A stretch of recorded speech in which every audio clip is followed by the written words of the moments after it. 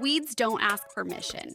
Give them one exposed patch of dirt, one gap the size of a fingernail, and they will find it, push through it, and take over your entire garden bed before you even notice. The good news is that a properly installed weed barrier stops almost all of them cold, but only if you install it the right way. Most people don't, and that's exactly why their weed-proof fabric ends up full of weeds within a season. Let's fix that. Before you touch the fabric, grab your staples. Landscape staples come in different lengths, and this matters more than people think. 6-inch staples are your safest bet for most soil types, since they bite deep enough to hold under pressure. If your ground is unusually firm and compact, 4-inch staples can work. But when in doubt, go longer. A staple that pulls loose defeats the entire point of doing this. Now, roll out your fabric across the area you're covering, but resist the urge to cut it right away.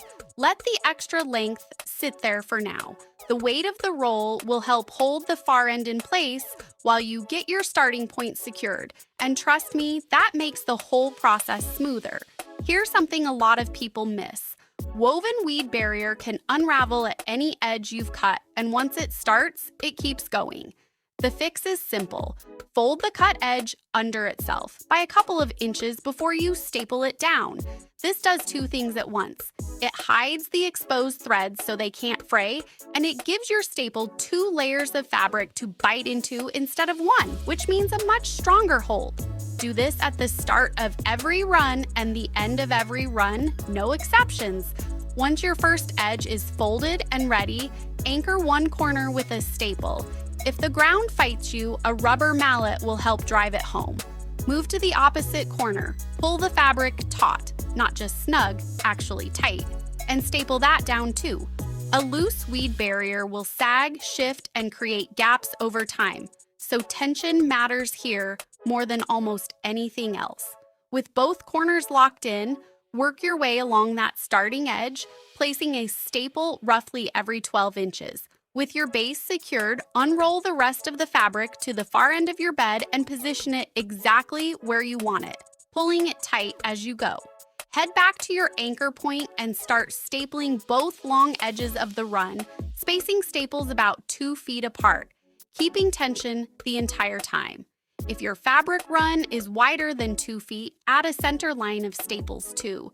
Unsupported middle sections are notorious for billowing up and letting soil peek through. Factory edges on woven fabric are usually safe from unraveling, but any edge you cut yourself needs that same fold under treatment before it gets stapled. Repeat this all the way down your run. When you reach the end, cut the fabric a few inches longer than you actually need. That extra length gives you enough material to fold under one final time, sealing that last edge just like the first. Now, the step that makes or breaks this entire project: overlap. If you're laying multiple rows side by side, overlap them by a minimum of 6 inches. Not 2, not 3, 6. Here's why that number matters. A single sliver of exposed soil, even one you can barely see, is an open invitation. Weeds are absurdly good at finding light and squeezing through the smallest seams, and a thin overlap won't stop them either. They'll worm their way between 2 layers of fabric and pop out the other side like nothing was ever there to begin with. A generous overlap is the only reliable way to shut that door completely. Get these details right: the folded edges, the tight tension, the 6-inch overlap, and you're not just laying down fabric, you're building a barrier that actually holds up season after season. Skip any one of them and you'll be back out here in a few months pulling weeds out of the exact gaps you didn't seal. Take the extra 10 minutes now. Your future self and your garden will thank you for it.